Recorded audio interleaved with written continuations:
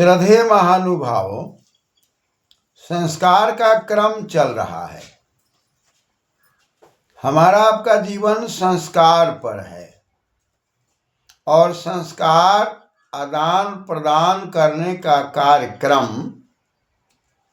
विवाह संस्कार से शुरू हो जाता है।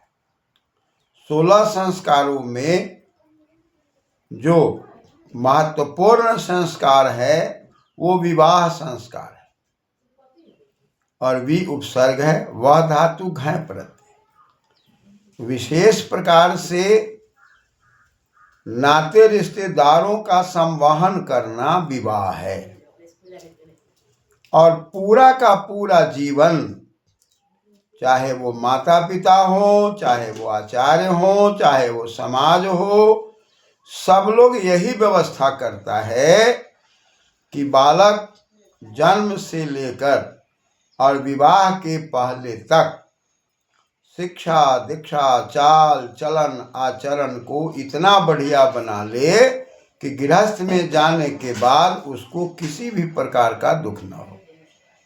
वह धर्म पूर्वक अर्थ उपार्जन करे और धर्म पूर्वक अपनी इच्छाओं को पूरा करे। मुंचति मोक्ष, अंत में दुखों से ऊपर उठ जाए।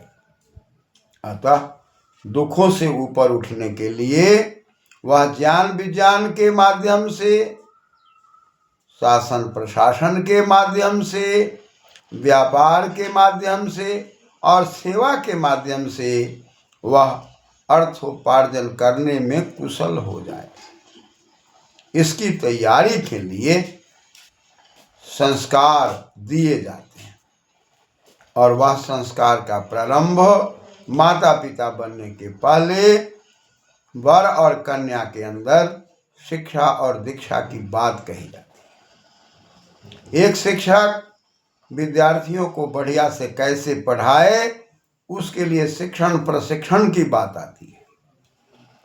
लेकिन यहाँ तो पूरे जीवन को, घर परिवार को सही तरीके से लेकर चले, उसका प्रशिक्षण विवाह संस्कार है, जिसकी उपेक्षा समाज के अंदर नाना प्रकार के दोष उत्पन्न करते हैं। क्योंकि उपेक्षा के अंदर उप है, इक्ष, इक्षणे धातु है और इसके अंदर हम अंग और टाप करके उपेक्षा बनाते हैं। हम जब किसी भी व्यक्ति को नजदीक से देखते हैं और नजदीक से देखने के बाद हम उसको सही दिशा में चलाना चाहते हैं और जब वह सही दिशा में नहीं चलता तब उसके अवगुण की ओर हम ध्यान देने लगते हैं और अवगुण को सुधारने का प्रयास करते हैं और फिर भी वह जब नहीं सुधरता तब हम उसके गुण और अवगुण से प्रांग मुख हो जाते हैं। उस अंतराल में उसके बारे में सोचना हम बंद कर देते हैं, वह उपेक्षा है। इस प्रकार से आज समाज के अंदर ये विवाह संस्कार को उपेक्षा के दृष्टि से देखा जा रहा है।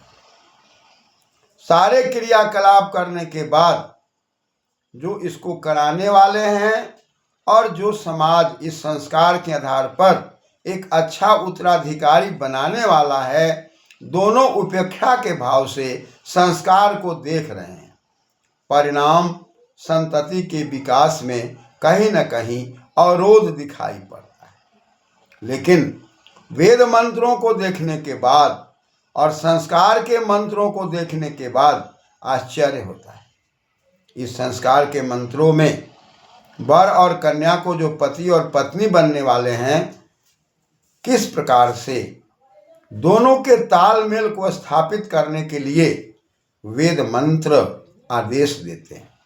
यह आदेश परमपिता परमात्मा का आदेश है, जिस आदेश को हम अवहेलना करके अपने घर परिवार को सुरक्षित नहीं रख पा रहे हैं। परिणाम काफ़ी खर्च करने के बाद भी पारिवारिक और सामाजिक सद्व्यवहार बढ़िया मार्ग में नहीं जा रहा है।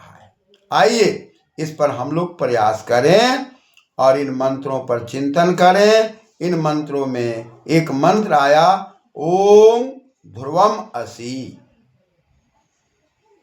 पहले परमात्मा का नाम लिया गया और अक्षय धातु मन प्रत्यय अवति ओम, जो सबकी रक्षा करता है वह स्वरूप ओम है। पुनः वहां से अब वर और कन्या के संवाद में बताया जा रहा है कि वर जो पति बन गया है, पाति रक्षति पति, जो पूरे जीवन रक्षण का भार ले लिया है, वह अब उस पत्नी के लिए शब्द का प्रयोग कर रहा है, ध्रुवम असि। तुम कैसी हो? ध्रुवम हो। ध्रुव में क्या है? स्थिरता है। तुम्हारे जीवन के अंदर कार्य करने की गतिशीलता है और मन बुद्धि शरीर में स्थिरता है। तुम्हारे जीवन में चंचलता नहीं है, ये मेरा पूर्ण विश्वास है। क्योंकि तुम भी बढ़िया से तैयारी किए हो, हम भी बढ़िया से तैयारी किए हैं। हम दोनों की ध्रुवता ही पर्वत की तरह अटल संबंध को बनाने में हर प्रकार से परिपूर्णता की ओर ले जाएगा। इस प्रकार की आशा लगा करके संवाद किए जा रहे हैं। कहा कि असि, असि माने हो, असि माने अस भूवि, भूवि माने होना, और उसमें सिप प्रत्यय लगा है। तसस्त्यार लोपा से सकार का लोप होके वह बन गया है असी, अनुबंध लोप होके हो। तुम भावी योजना के अंदर चंचलता को दूर करने वाली हो, हम भी चंचलता को दूर करने वाले हैं। तुम भी स्थिरता से आगे बढ़ने वाली हो, हम भी स्थिरता से बढ़ने वाले हैं। यानी कि दोनों को स्थिरता से बढ़ना है, मन और बुद्धि को चंचल नहीं होने देना है, तीसरे व्यक्ति की बातों में नहीं आना है। हम दोनों की बात हमेशा ध्रुव की ओर होगी। इसलिए बड़ी आशा के साथ संस्कार के अंदर संबंध को बढ़िया बनाने के लिए कहा जा रहा है, ध्रुवम असि। तुम भी ध्रुव हो, हम भी ध्रुव हैं।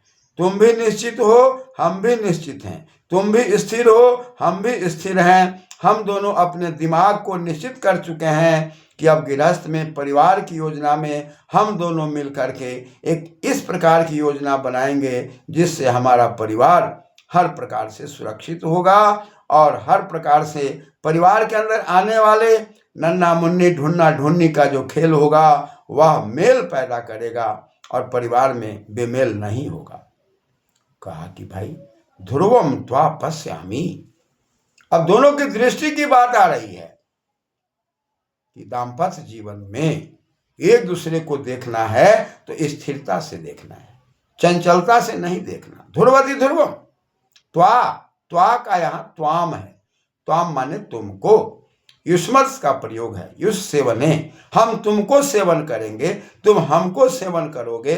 दोनों के सेवन में ध्रुवता है, स्थिरता है, चंचलता का अभाव है। इसलिए ध्रुवम त्वा पश्यामि, हम तुमको ध्रुवता पूर्वक देखते हैं, मैं देखता हूं।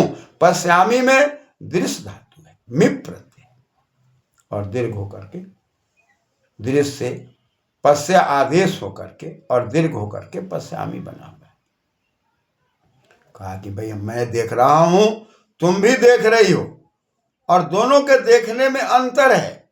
इन आंखों से हम चंचलता से भी देख सकते हैं और स्थिरता से भी देख सकते हैं। जब चंचलता से देखेंगे तो नियम के विरुद्ध चलेंगे, और जब स्थिरता से देखेंगे तो दाम्पत्य जीवन यहां से शुरू होगा। इतना बड़ा रहस्य मंत्र के अंदर छुपा हुआ है। आपको भी देखना है, हमको भी देखना है। देखने में चंचल दृष्टि है, तब वह अपनापन का भाव नहीं है, वहां पर दाम्पत्य जीवन का भाव नहीं है, वहां पर पारिवारिक भाव नहीं है, वहां पर दो जीवात्माओं के मित्रता की भावना नहीं है। अतः आज समाज के अंदर सब जगह जहां भी देखा जा रहा है, इन नेत्रों का दुरुपयोग किया जा रहा है, चंचलता से देखा जा रहा है, और देखने के अंदर कहीं ना कहीं आरोप प्रत्यारोप है। और जब आरोप प्रत्यारोप से देखा जाता है तो वहां पर चंचलता की बात आती है, और चंचलता में चमचल, हमेशा चमचा के साथ चलने की बात आती है। और जब चमचा के साथ चलने की बात आती है तो कोई भी व्यक्ति अपने व्यक्तित्व को सही तरीके से स्थिर दिशा में नहीं ले जा सकता। इसलिए हम चमचा की बात ना करके और चल के अंदर दिशा की बात करके संवेग के साथ हम चलने की बात करते हैं। तीव्र संवेगा नाम आसन्ना, तीव्र संवेग के साथ चलते हैं और संवेग में सम्यक है और सम्यक में बीज है, बीज में पृथक भावे धातु है, यानी कि दिशा के साथ चलना संवेग है और सम्यक के साथ, बुद्धि के साथ, वैभव के साथ, विवेक के साथ चलना संवेग है। पढ़ा लिखा व्यक्तित्व जब गृहस्थ संस्कार से जुड़ता है तो वेद आदेश करता है कि दोनों को देखना है, लेकिन ध्रुवता पूर्वक देखना है। ध्रुवम त्वा पश्यामि, उस ध्रुवता का यदि अभाव है तो निश्चित रूप से हम ठीक प्रकार से इस संस्कार की व्यवस्था को न समझ करके, केवल भौतिकता को समझ करके, आडंबर को समझ करके हम थोड़ी देर के लिए तो खुश होंगे, लेकिन पूरे जीवन को हम दुख में डाल देंगे। इसलिए थोड़ी देर के लिए भौतिकता का परित्याग करके और भौतिक ताम झाम का परित्याग करके हम स्थिर रूप से देखने का संकल्प करते हैं। नेत्रों में स्थिरता हो, जीवन में स्थिरता हो, मन में, बुद्धि में स्थिरता हो, तब ये मंत्र सिद्ध होता है कि अहम ध्रुवम त्वाम पश्यामि, मैं तुमको ध्रुवता से देख रहा हूँ और तुम भी ध्रुवता से देख रहे हो, और ध्रुवम असि, और मुझे पूरा विश्वास है कि तुम्हारी ध्रुवता हमारे घर परिवार में निश्चित रूप से एक इस प्रकार का उपाकर्म होगा जहाँ पर दोनों का जीवन आनंदमयी होगा, सुख शांति समृद्धि में होगा। आगे मंत्र फिर कहता है, ध्रुवा एधि, एद वृद्धौ धातु है, हम बढ़े या तुम बढ़ो, बिना ध्रुव के बढ़ना संभव नहीं है। चंचलता पूर्वक जो दाम्पत्य जीवन में बढ़ने का प्रयास करते हैं उनका दाम्पत्य जीवन क्लेश से युक्त हो जाता है। उनका दाम्पत्य जीवन कलह और क्लेश के कारण अपने उत्तराधिकारियों को भी क्लेश से जोड़ देता है। इसने कहा कि भाई ध्रुवैधि, ध्रुवा एधि, ध्रुवा में अ है, एधि में ए है, और दोनों में संधि होकर के ध्रुवैधि बना हुआ है। वृद्धि रेचि से वृद्धि आदेश हो गया है। कहा कि ध्रुवैधि, हम ध्रुवता से बढ़ रहे हैं, हमें संवर्धित होना है, हमें विकसित होना है, हमें जीवन को बनाना है, लेकिन आंखों की ध्रुवता अनिवार्य है, चिंतन की ध्रुवता अनिवार्य है, चंचलता का परित्याग करना अनिवार्य है। माता पिता को जैसे हम लोग स्नेह से देख रहे थे, ध्रुवता से देख रहे थे, आज भी दाम्पत्य जीवन में जाने के बाद भी हमें ध्रुवता से देखना है। क्रमशः हम लोग इस पर विचार करेंगे। धन्यवाद।